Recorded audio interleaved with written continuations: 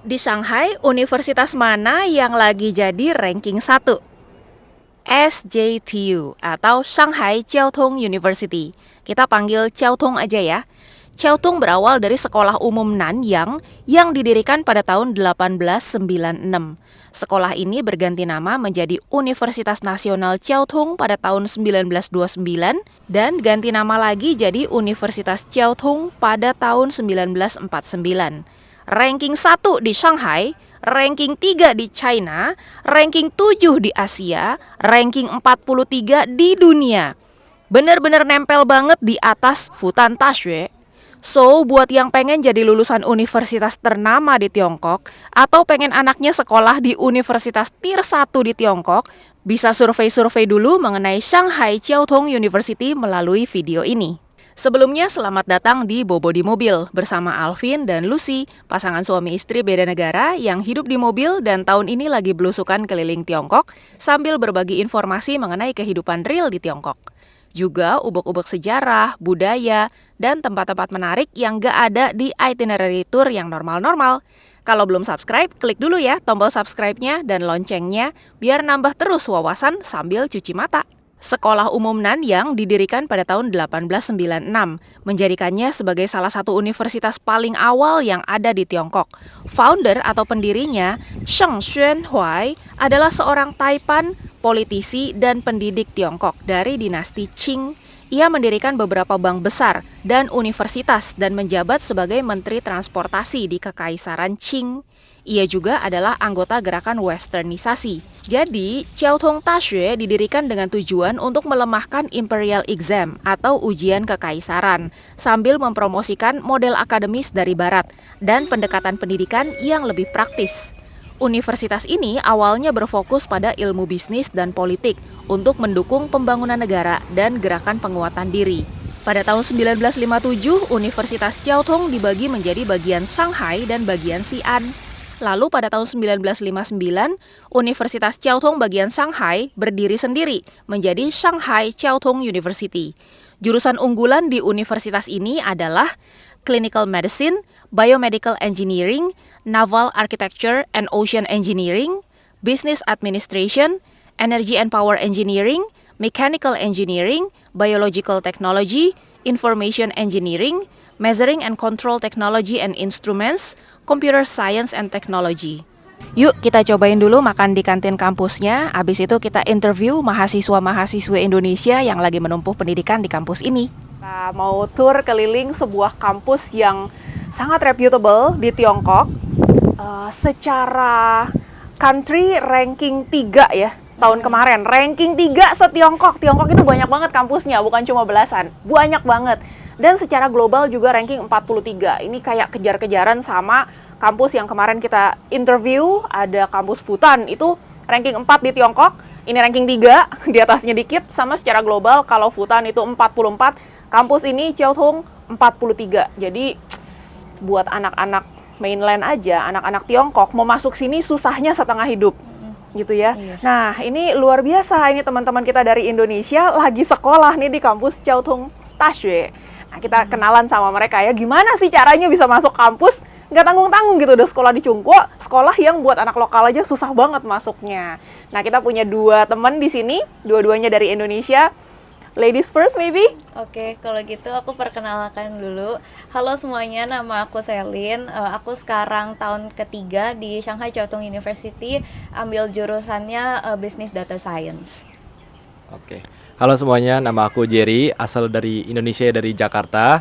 Dan saat ini aku sedang program exchange di Shanghai Jiaotong untuk jurusannya Chinese Language and Culture.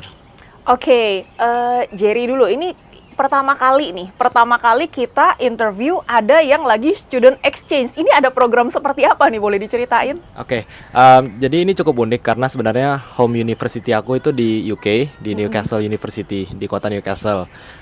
Dan saat ini mereka jurusannya itu punya semacam minor course untuk program bahasa asing gitu. Jadi selain English, dan kebetulan aku ambilnya Chinese. Dan kalau kita ambil Chinese, kita punya kesempatan untuk exchange ke Cina gitu. Dan aku ambil kesempatan ini dan puji Tuhan kemarin dapat beasiswa dari pemerintah lokal Cina juga gitu. Jadi free nih free belajarnya. semuanya. Semuanya, Semuanya. termasuk dormnya juga. Iya, Oke. termasuk biaya hidup juga. Dikasih duit lagi. Dikasih duit juga. Ini bukan cuma free, ini cuan. Iya, Dikasih, betul. boleh tahu nggak dikasih uang jajannya berapa? Dikasih sekitar 3.000 RMB per bulannya. Banyak ya, di atas 6 juta per bulan Betul, ya. betul. Itu buat makan habisnya berapa? Buat makan mungkin menyesuaikan ya. Cuman karena kebetulan kita di Shanghai jadi lumayan mahal dibandingkan kota lain. Oh, Ya, oke. cuman masih sisa dikit-dikit lah, masih bisa lah. Masih ada ditabung. sisa ya. Betul. Bisa ditabung malah. Bisa. Oke. Ini kamu kan kuliahnya di Newcastle, di UK. Iya. Ngambil jurusan apa? Aku ambilnya International Business Management. Oh, International Business Management. Terus dengan kamu setahun ke sini, apakah kamu akan jadi mengurangi 1 tahun kamu di UK, or tetap full di sananya harusnya 4 tahun ya 4 tahun gitu? Jadi kalau di UK itu lumayan unik juga karena S1 di sana itu 3 tahun. Oh, oke. 3 Jadi tahun. walaupun aku kesini nambah setahun, jadi hitungannya masih 4 tahun kan. Gitu. Jadi kalau misalkan aku nggak kesini, sebenarnya 3 tahun lebih cepat lulusnya Oh, sih oke. gitu. Ya, tapi nggak asik nanti kalau udah lulus duluan cuma 3 tahun, teman-teman seangkatan belum pada lulus, kurang seru. Betul. Jadi bener juga setahun pakai di Cungkuo ya. Iya betul. Tahun keberapa ini kuliah? Ini tahun bentar lagi balik ke UK. Summer ini akan balik ke UK. Jadi akan sisa 1 tahun lagi, tahun 2025 rencananya lulus. Oke, berarti kamu udah 2 tahun di UK. Betul, betul. Terus 1 tahun di sini, 1 tahun terakhir lagi nanti balik UK. Betul, Oke, betul. interesting. Ini pertama kali kita denger. Dan asik juga ini kayak liburan dari kuliah ya, liburan gratis dikasih uang jajan. Oke, nah sekarang kita tanya balik ke Selin. Oke. Kalau Selin jurusannya? Aku Data jurusannya science, Business ya? Data Science. Business iya. Data Science. Dan di sini one of the best ya untuk data science ya. Di sini Chiaotung itu kebetulan kan sekolah teknik, jadi Iya. emang jurusan engineering dia lebih Yes. topnya. Iya. Nah, meskipun begitu banyak universitas di Tiongkok, tapi untuk yang namanya AI, biomedical engineering, medical engineering, kampus ini nomor 1 di Tiongkok. Jadi it doesn't mean kampus Tsinghua atau Peita gitu di atas rankingnya, tapi ternyata jurusan tertentu di sini ada juaranya. Iya. Especially engineering ya. Iya. Oke, nah itu selama kegiatan belajar mengajar, Selin dalam bahasa Mandarin atau English? Iya, kalau aku Mandarin full. Full Mandarin? Iya, betul. Teman-temannya? Teman-teman juga kelasnya dicampur sama orang lokal semua. Jadi persentasenya mungkin orang lokal itu 95%, 5% international students. Susah dikit itu di sini. Oke, Iya. gabung sama anak-anak lokal. Mereka bukannya rajin-rajin ya? Mereka iya rajin banget. Makanya nanti kita bisa lihat library-nya. Library kalau weekend makin penuh tuh. Anak belajar ya? Iya.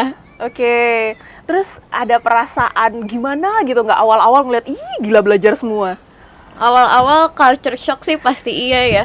Tapi mungkin kita ambil positifnya aja kan, jadi aku sendiri sih ngerasa kayak jadi kitanya itu kebawa rajin karena kayak takut kalah saing juga kan sama mereka. Jadi mau nggak mau kayak kalau kitanya males-malesan pasti ketinggalan jauh sama mereka. Iya, karena sekelas ini. Iya. Kecuali sekelas sama anak-anak inter itu kayak agak relax gitu. Karena kita di Iya. Indo lumayan banyak PR dibanding anak-anak western. Jadi kita udah lumayan tersiksa waktu Iya. sekolah kan. Cuma kalau sekelas sama anak Cungkuo ini another story nih, beda cerita. Beda Mereka level luar mereka. biasa. Iya. Itu mereka tuh benar-benar suka belajar atau karena kebiasaan aja harus ya? Mungkin karena dari kecilnya ya mereka udah dibiasain belajar. Karena kan kayak hierarkinya di sini kalau bisa masuk sekolah SMP yang bagus, nanti bisa masuk SMA yang bagus, nanti SMA yang bagus bisa masuk kuliah yang bagus. Jadi mungkin mereka dari kecil udah dididik kayak mereka harus mencapai kayak level-level tertentu. Jadi makanya mereka kayak itu udah tertanam aja di otak mereka untuk belajar terus. Kompetitif Iya. ya, untuk dapat yang lebih-lebih gitu. Oke. Kenapa pilih data science? Kenapa pilih data science? Awalnya karena pertama-tama ya aku suka matematika, aku suka ngitung-ngitung, aku suka Kita angka. tos dulu dong. Nah, terus udahnya mungkin sekarang apalagi ngelihat perkembangan zaman kan demand-nya buat data scientist itu nambah. Jadi aku mikir kayak ya why not coba aja untuk ambil jurusan ini, karena kan buat kedepannya buat kerja itu lumayan menjanjikan kan prospeknya. Data science itu kayak apa ya? Analyzing big data or Iya, apa? lebih kayak data processing. Jadi ada semacam programmingnya, tapi karena di Ciaotung ini majornya khusus lebih spesifik ke bisnisnya. Jadi data processingnya itu lebih dilihat dari perspektif bisnisnya untuk ambil business decision itu gimana. Wah, ini kepake banget ini hari gini ya, karena Iya. segala macam kan udah ngomongnya big data ya. Mm-mm. Udah aplikasi-aplikasi semua kan mencuri diam-diam data-data kita. Iya, betul. Jadi dianalisa. Kalau teman-teman perhatiin tuh kalau scroll IG, scroll Topet lah apalah, sukanya apa udah munculnya itu terus ya. Iya. Itu kerjaan mereka-mereka ini. Betul, betul. Iya. Oke. Nah, persiapannya sekarang untuk bisa kuliah dalam bahasa Mandarin, persiapan bahasanya gimana tuh, Selin? Persiapan bahasa itu sebelum masuk ke sini itu sebenarnya aku udah punya HSK, HSK 5. Nah, tapi fun fact-nya aku tuh sempat ketolak dulu sebenarnya masuk ke sini. Even though udah punya HSK 5? Iya, jadi waktu pertama kali apply kan udah punya HSK 5, tapi untuk daily conversation atau buat ngobrol itu masih kurang banget lah menurut aku HSK 5 tuh. Aku biasa kan kalau HSK cuma belajarnya nulis, baca, listening, tapi nggak pernah ada kesempatan untuk ngomongnya. Nah, waktu interview pertama kali itu aku bener-bener nggak bisa ngomong apa-apa gitu. Ada interviewnya ya? Ada Jadi bukan interviewnya. cuma sertifikat ternyata? Iya, ada interviewnya, terus Oke. nah dari hasil interview pertama itu ketolak. Nah, terus udahnya mereka malah kasih offer letter untuk masuk ke pre-university program dulu. Jadi aku tuh sekarang hitungannya turun setahun karena aku Oke. sempat belajar bahasa lagi untuk memperdalam 1 tahun. Jadi di pre-university itu kita nggak cuma belajar Mandarin, Mandarin bahasanya, Iya. tapi kita belajar kayak ngulang SMA lagi. Jadi kayak 3 tahun SMA di Padetin. compact jadi 1 tahun ya. Jadi di situ di pre-university kita belajar math, fisika, kimia, semua pakai bahasa Mandarin. Oh, oke. Iya. Gimana pelajaran math-nya pre-uni dibanding sama 3 tahun SMA di Indo? Ya jauh lebih susah sih pasti iya. Di sini jauh lebih Di susah sini ya? jauh lebih Oh susah my, ya, pasti. math-nya. Tapi untungnya karena kalau matematika kan kebanyakan angka, Iya. terus rumus kayak X, Y sama dengan apa, kayak kita masih bisa baca lah. Jadi Iya. untuk ngerti itu nggak semenyeramkan yang dibayangkan lah. Dan untungnya Selin juga suka sama math Iya. ya, jadi nggak ada masalah di situ ya, Iya. tinggal belajar lagi aja. Oke, interesting. Oke, sekarang selain ngelihat anak-anak sini, anak-anak lokal yang gila belajar, ada culture shock apa lagi awal-awal datang? Culture shock ke sini mungkin aku datang ke sini itu zaman-zaman masih covidnya strict. Jadi FYI dulu aku ke sini itu datangnya di pesawat aku full pakai APD. Aku pakai APD 24 jam. Oh my, masih yang itu? dari zaman di Jakartanya masih harus karantina dulu 3 hari. Terus udahnya begitu keluar dari karantina kita langsung dimasukin ke bus dan langsung dikirim ke Bandara Soekarno-Hatta. Begitu sampai bandara kita langsung dibagi-bagiin APD dan kita harus pakai APD itu. Terus sampai di airport pun kita belum boleh lepas tuh. Langsung dimasukin lagi ke bus. Terus untuk dikirim ke hotel karantina di Nanjing waktu itu. Again, karantina Iya. lagi. Setelah sampai masuk ke kamar masing-masing di hotel karantina di Nanjing, baru tuh di situ kita boleh lepas APD. Aduh, gimana tuh Iya. rasanya ngep kali ya?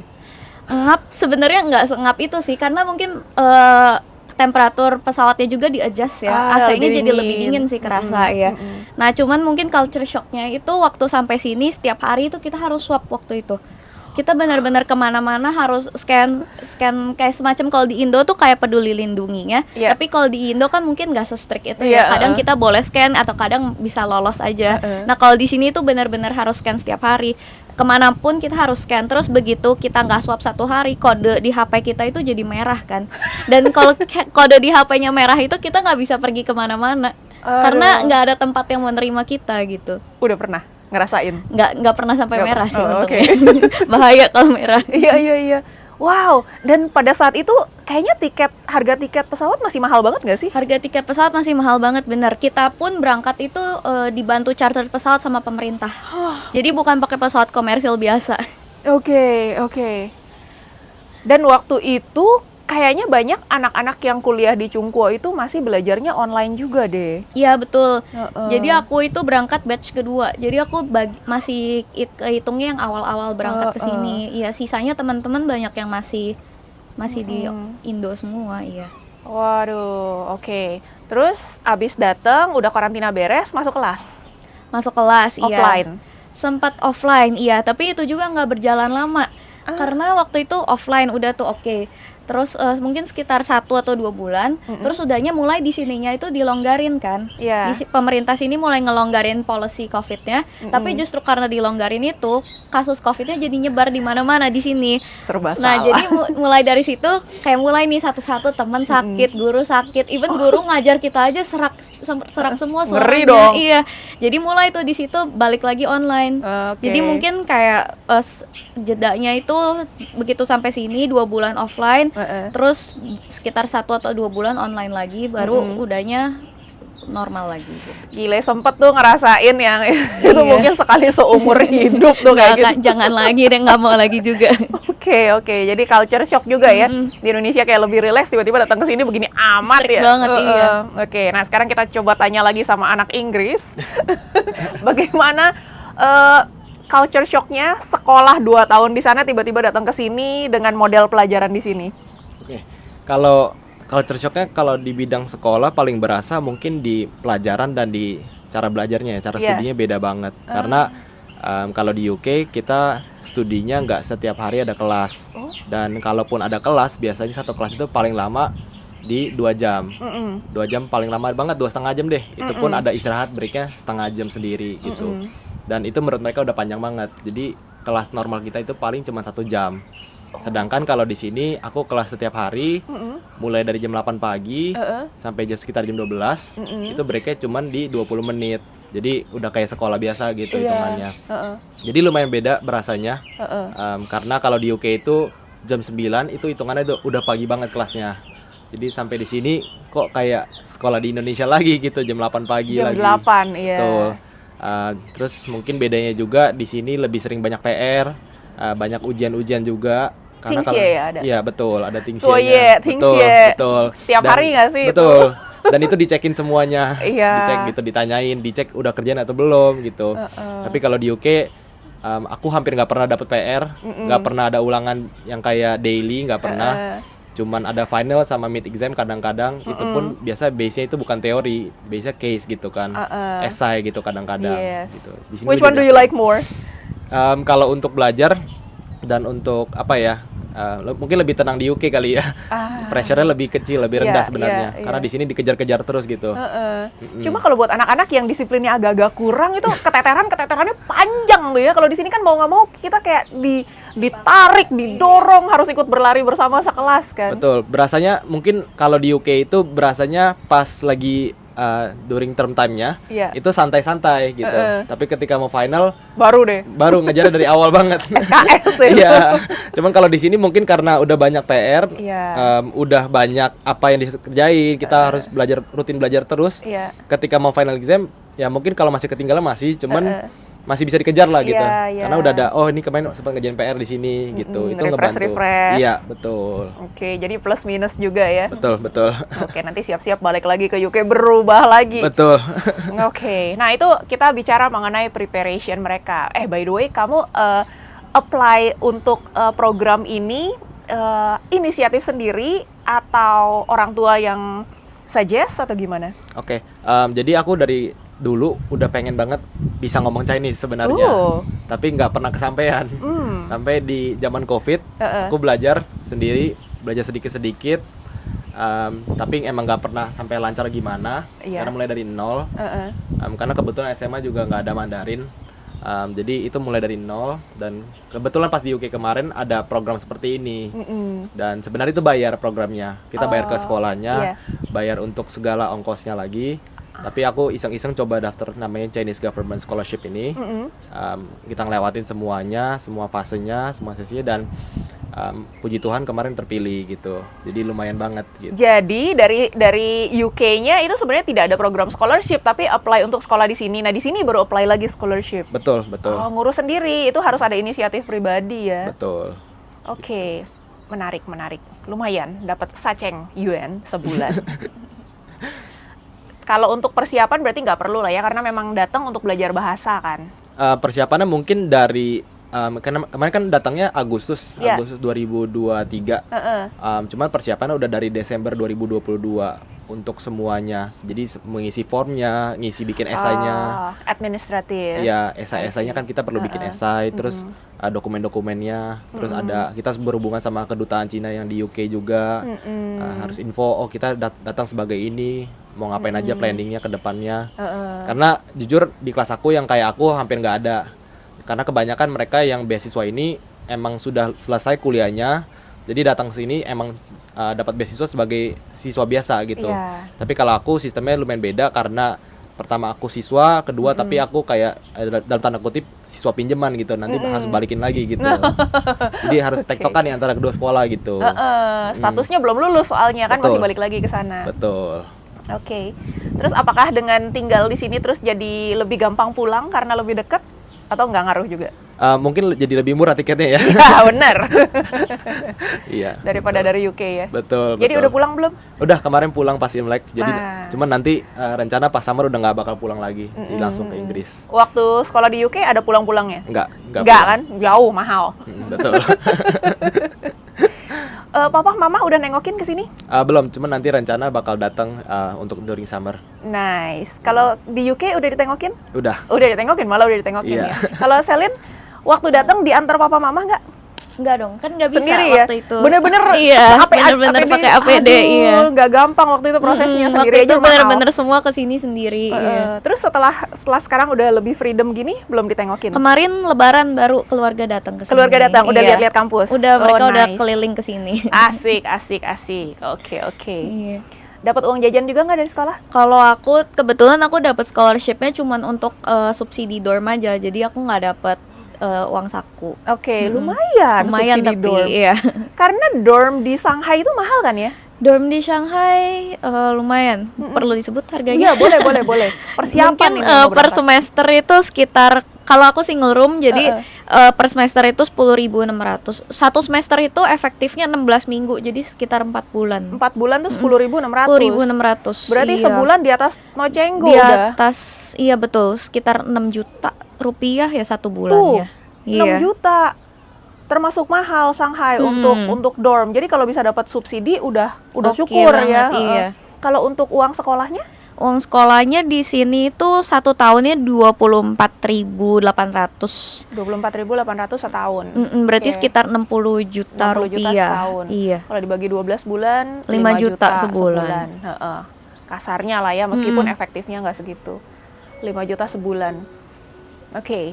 Gimana ya kalau dibandingin sama biaya kuliah di Indonesia sekarang? Kalau dibanding biaya kuliah di Indonesia, mungkin kalau universitas swasta kurang lebih sama ya harganya. Kurang lebih sama. Iya, jadi sebenarnya good opportunity sih bisa ke sini. Good deal Dengan banget. harga yang sama tapi bisa dapat kualitas edukasinya Rankingnya, yang lebih iya. Ini bukan ranking yang cuma lokal-lokal, ini globalnya aja Iya. masuk ranking 43 soalnya. Tuh. Wow. Sangat-sangat luar biasa. Opportunity yang nggak boleh dilewatkan sih ini. Iya. Oke, nah sekarang udah kuliah tahun ketiga, right? Tahun Betul, ketiga. Tahun depan selesai. Iya. Plannya gimana? Mau lanjut S2? Mau cari kerja di sini? Balik Indo? Or how? Plannya sih sekarang kan karena aku tahun ketiga juga kelasnya udah nggak banyak nih kebetulan. Jadi aku juga lagi sambil intern sekarang itu. Oh, ada program internship gitu ya? Bukan program dari sekolah, kita lebih nyari sendiri aja. Karena kan waktu kelasnya itu udah sedikit. Aku kelas tinggal hari Kamis sama Jumat aja. Jadi Senin sampai Rabu itu kosong, bisa kerja internship.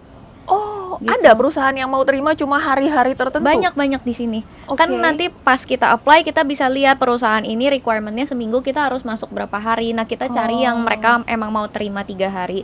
Atau misalnya ada case-case lain mereka perlu 5 hari tapi kita bisa nego nih, kita 3 hari ke kantor, 2 hari online. Kadang on most cases mereka mau terima juga kayak begitu. Oh, asik Iya. ya, bisa se-fleksibel itu Betul, ya. betul, iya. Terus dikasih salary juga? Dikasih kalau dong internship? pastinya, iya. Oke. Lumayan nambah-nambah duit lagi. Pinter cari duit ini anak. Oke. So, after graduation? After graduation mungkin kita lihat ya kan sambil internship sekarang, terus apakah kayak internshipnya bisa jadi permanent position atau enggak, karena di sini tuh untuk student sebenarnya untuk lanjut kerja itu kita nggak dapat sponsor visa dari pemerintah. Tapi kalau misalnya company kita mau sponsor visa itu bisa banget. Tapi kan untuk nge-sponsor visa orang luar itu harganya lumayan mahal. Jadi agak sedikit company yang willing to pay buat visa kita. Kecuali kitanya yang ekstra unik, gimana ya Iya, sampai betul. company-nya bersedia. Oke, bye-bye lah sama yang sekarang di kantor itu. Tapi sekarang happy ya di kantor itu? Happy sih, iya. Oke. Sama mungkin sekarang kan sambil aku karena waktunya udah nggak terlalu padat, jadi aku sama Jerry juga kita lagi coba-coba bikin bisnis baru nih. Oke, ceritain Nih, bisnisnya. mungkin Jerry yang ceritain. Jadi bisnisnya lumayan simpel karena kita lihat sekarang ini pariwisata ke Cina, terutama untuk masyarakat Indonesia ini udah mulai naik. Yes. Baik untuk jalan-jalan sama keluarga atau teman-teman mahasiswa lain, pengen lanjutkan studi di sini gitu, pengen lihat kampus, atau banyak juga para pebisnis dari Indonesia yang datang ke sini karena di sini banyak pamerannya. Benar. Nah, makanya dari situ kita berangkat dari situ sebenarnya latar belakangnya kita pengen memberikan menyediakan sebuah platform gitu ya untuk para masyarakat Indonesia yang datang tapi nggak memiliki kemampuan bahasa Mandarin yang cukup gitu ya, karena di sini kan lumayan susah dan di sini belum tentu semua tempat itu menerima bahasa Inggris gitu. Jadi kita menyediakan sebuah platform yang dimana platform ini kita menghubungkan antara para wisatawan ini atau para pebisnis ini dengan teman-teman mahasiswa dan diaspora di China yang mereka sudah memiliki kemampuan bahasa Mandarin yang cukup untuk jadi guide gitu. Oh, oke. Atau Jadi sebagai- kayak makelarnya aja atau kalian Enggak, juga yang jadi kita- guide-nya? Dulu tuh awalnya sebenarnya aku sendiri tuh suka diminta jadi translator, jadi tour guide dan segalanya gitu. Nah terus mungkin seiring berjalannya waktu ada referral yang ngenalin. Misalnya dari setelah tamu yang aku bawa nanti ada temennya lagi datang kontak aku. Tapi kan resource aku juga terbatas nih. Aku nggak bisa dalam satu waktu ngerjain banyak tour gitu. Nah jadi berangkat dari situ mungkin kita dapat ide nih gimana kalau kita bikin private tour aja. Jadi kita di situ jadi jasa kita itu sekarang kita bisa provide private tour, kita aturin itinerary-nya, kita kalau butuh sewa mobil kita ada juga. Jadi dari situ mungkin banyak kita menghubungkan orang-orang di sini juga, local guide di sini untuk traveling bareng sama tamu-tamu dari Indonesia. Kan kalau dari Indonesia mungkin lebih nyaman juga kalau punya guide-nya orang Indonesia. Benar. Ngobrolnya nyambung. benar. Nggak lost in translation, minta apa dapat apa. Oke. Kalau kayak gitu-gitu tuh harus ngurus perizinan nggak sih? Kalau perizinan sebenarnya enggak, karena kita so far base-nya masih online. Nah justru kita itu ada rencananya untuk bikinnya di Indonesia, karena kan secara klien kita mostly masih di Indonesia semua. Iya. Soalnya yang setahu aku, karena Alvin kebetulan belajarnya tourism, dia di Quilin. Iya. Kayaknya harusnya ada certification gitu kalau bawa apa ya, rombongan gitu ya, tour guide gitu. Tapi kan ini kita bukan grup besar, kita Iya, masih sistemnya kecil-kecil. private tour per family aja. Iya. Oke. Sekarang aku mau kasih pertanyaan. Kalau seandainya ada emergency dalam perjalanan nih, bawa AI atau udah ama-ama gitu, jantungan, gimana tuh? Jadi kalau sebenarnya kita udah punya SOP sendiri nih. Oke. Jadi kalau mungkin dari jawab pertanyaan sebelumnya ya, kita jadi lebih bukannya menyediakan semacam yang kayak guide yang pakai bawa bendera gitu-gitu, tapi kita lebih jasanya menyediakan teman jalan-jalan gitu kali ya. Oke. Jadi kita pengennya teman-teman mahasiswa dan diaspora di sini, di orang-orang Indonesia yang ada di China, itu yang emang sudah mengerti kotanya, bisa nemenin jalan-jalan seperti itu, untuk memberikan rekomendasi tempat sama rekomendasi makan gitu kali ya. I see, yeah. Nah, berangkat dari situ juga kita jadi kita utilize teman-teman diaspora dan mahasiswa ini, dan kita juga ngelis gitu ya SOP seperti apa, nanti dari sini kemana gitu, dan kita udah menyediakan kontak-kontak emergensinya. Jadi kenapa kita menggunakan teman-teman mahasiswa dan diasporanya yang di lokal tersebut, di kota tersebut. Jadi misalkan Cici mau ke Shanghai gitu, jadi guide yang kita berikan teman-teman ini merupakan ya mahasiswa di Shanghai gitu. Jadi harapannya adalah mereka sudah tahu gitu, sudah kenal dengan daerahnya, rumah sakit terdekat, kantor polisi terdekat gitu. Benar. Tapi untungnya sih selama ini sejauh aman-aman aja, iya, puji ya, Tuhan. memang mungkin satu di antara berapa kejadian gitu. Tapi kebetulan ini real case. Jadi kemarin aku ada kenalan lah dengan satu tour leader.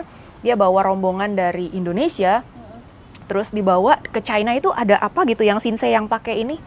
Apa sih istilahnya? Akupuntur gitu atau? Bukan, dia baca kesehatan tubuh itu cuma baca pakai nadi yang kayak di film-film Oke. kerajaan itu loh.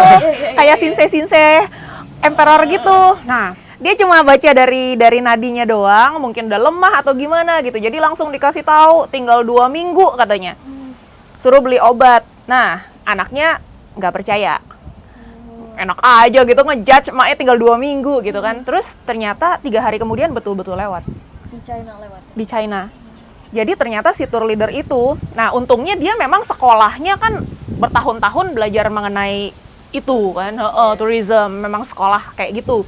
Jadi dia tahu ini harus otopsi ternyata, dan itu ribet banget ngurusinnya. Dia harus ngurus ke kedutaan. Wah, ribet banget pokoknya. Terus ngirim baliknya jenazahnya ke Indonesia kayak gitu-gitu. Jadi ya amit-amit jangan pernah kejadian. Cuma memang kayak gitu-gitu kayaknya harus dicari tahu sih, at least what to do in case ada yang kayak gitu-gitu. Biar gimana pun kan tanggung jawab bawa rombongan, even private tour ya, even kecil ya. Ya amit-amit jangan kejadian sih. Cuma aku juga baru tahu ada kejadian seperti itu dan wajib otopsi. Jadi menarik, anak-anak muda ini udah bisa kepikir. By the way, ide Selin kali ya awalnya ya. Jadi kita berdua. Oh berdua. Oh oke. Ngobrol-ngobrol terus Bikin. ya muncul ide begini. Oh oke, luar biasa. Udah bawa berapa rombongan ini? Sejauh ini kalau dari jumlah ya, kita baru mulai dari bulan Maret kemarin. Maret. Startnya. Jadi sebelum Maret itu dari tahun lalu kita emang suka bawa, tapi kita jadi suka sering ngambilin. Iya. Cuman teman-teman nih sebenarnya banyak yang nanya gitu ke kita, bukan cuman klien yang nanya gitu. Mau kesini, tapi juga teman-teman nanya, ada lagi gak gitu, kalau ada yang gak bisa kita ambil suruh oper ke mereka gitu. Nah, kita buka, baru kita benar-benar buka di Maret gitu. Cuman kalau berapa dari Maret mungkin sekitar 40 grup. 40 grup udah lama banget. Itu ganggu jam kuliah nggak? Ganggu enggak juga sih, karena kan seperti yang tadi aku udah bilang, kayak sekarang semester ini aku udah nggak begitu padat kuliahnya, jadi ya masih bisa lah nyimbangin di antara kedua itu. Terus kalau memang ada jadwal kuliah ya ganti orang gitu ya. Betul. Kita yang saling lagi, backup aja jadinya. yang lagi kosong. Oke, good one. Hebat, masih muda udah kayak gini. Ini jangan-jangan ntar nggak balik, ini udah sibuk jadi tour leader di sini. Udah punya bisnis sendiri. Oke, nice. Ada plan untuk S2 di sini? S2 di sini mungkin enggak ya, karena kalau S2 di sini itu relatif lama ya hitungannya, bisa 2,5 sampai 3 tahun. Kalau buat aku pribadi sih, considerations aku kan seperti yang tadi udah aku bilang, aku udah turun 1 tahun tuh untuk bahasa dulu. Kalau untuk S2-nya yang dengan durasi yang selama itu kayaknya terlalu buang-buang waktu deh rasanya. Jadi kalaupun mau S2 mungkin lebih cari di negara-negara barat yang cuma 1 tahun. Di S2 Western countries cuma 1 tahun ya? Kayak misalnya di UK atau di Australia gitu kan, cuma 1 tahun, iya. Dengan materi pelajaran yang silabusnya sama? Kurang lebih harusnya sama. Kalau di UK itu jadi mereka sistemnya dari awal mereka mungkin disuruhnya disertasi gitu ya, jadi kayak tesis gitu. Iya. Jadi kelasnya lebih ke praktikal. Iya. Jadi lebih sedikit dibandingkan pada umumnya gitu. Dan kelasnya cuma 1 semester gitu. Jadi 1 semester itu dia cuma setengah tahun ini udah full langsung gitu ngerjain tesis dan kelas di saat yang bersamaan, meeting dengan guru gitu-gitu. Biasanya di 3/4 tahunnya itu udah selesai gitu. Jadi mereka udah boleh pulang. Nanti datang lagi cuma untuk graduationnya aja. Wow. Gitu. Cuma berarti yang dipelajari mungkin lebih menjurus ya, lebih spesifik ya. Betul. Sesuai tesisnya dia. Betul. Sedangkan di sini mungkin segala macam pelajari gitu ya. Oke. Oh, baru tahu ini ternyata ada perbedaan S2 di China dan di Western countries ya. Wah, thank you banget ini sharing-sharingnya. Tanpa ngobrol-ngobrol sama Selin, sama Jerry, aku juga nggak tahu loh. Baru denger ternyata S2 pun sebeda itu. Betul. Oke, begitu teman-teman sharingnya. Jadi kalau mau sekolah di China atau mau menyekolahkan anak-anaknya di China, demikianlah persiapannya dan kira-kira perkiraan biayanya. Terus they look happy, bisa cari duit juga di sini. Bisa banget. Bisa ya, padahal kampusnya kampus bagus, tapi masih sempat-sempatnya cari duit gitu. Yang tadinya aku pikir bakalan sibuk semua baca buku, ternyata harus ada balance di antara itu adalah work life balance-nya mereka. Atau study life balance-nya mereka. Bagaimana teman-teman? Sudah ada bayangan ya kalau kuliah di Shanghai Jiao Tong Daxue, suasananya bagaimana, makanannya, Kalau teman-teman dapat manfaat dari video ini, ingat kasih like, share juga ke circle-nya teman-teman yang lagi perlu info seperti ini. Kalau mau support secara langsung juga boleh, ada link PayPal dan Buy Me a Coffee di kotak deskripsi. Demikian untuk hari ini, ingat jaga kesehatan, jaga pikiran tetap positif karena hidup itu indah. Jumpa lagi di episode berikutnya. Bye!